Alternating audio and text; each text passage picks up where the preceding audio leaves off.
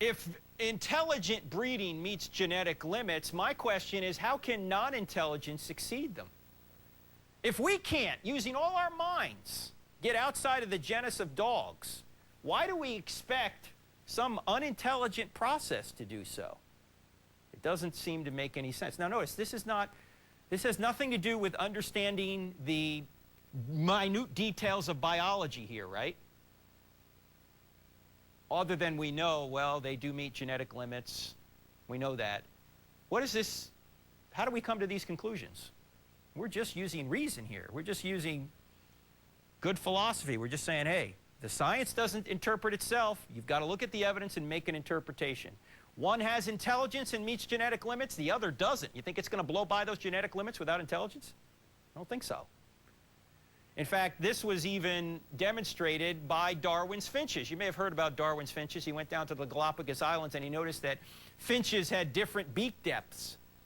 Some had, depending on the environment, the proportion of large beak finches changed relative to the shorter beak finches. And you know what he found out was the reason? The weather. Because in a dry year, you needed, if you were a finch, to have a bigger beak. Why? Because you had to go deeper to get seeds. So the shorter beak finches couldn't get the seeds and they would die off. But when the weather got wet again, then the beak of the finch could be a little bit shorter and the finch could still survive.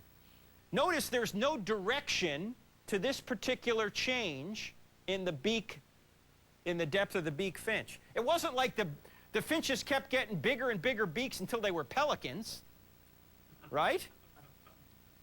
It varied with the weather. There's no direction here. It just varies with the weather. And notice, what does this not tell us?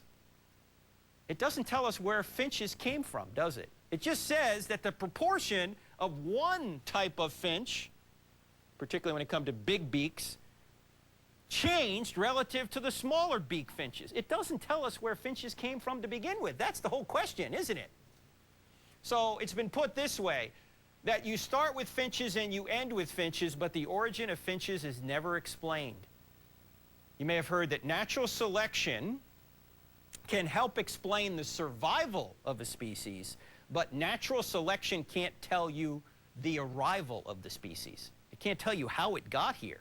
It can only tell you, hey, when the weather changes, okay, you're going to get a different proportion of large beak to small beak finches. But where did finches come from? That's the real question. Natural selection doesn't tell us that. It just says that when the weather changes, you're going to have more long beak or more short beak finches depending upon the weather. Whoop-de-doo. What's that telling us? Not much. Now you can see Darwin took this idea and just after him, it got extrapolated. Wow. Maybe there's no boundaries to this kind of adaptation. So what we are saying is, yes, we believe in microevolution, but we don't believe in macroevolution.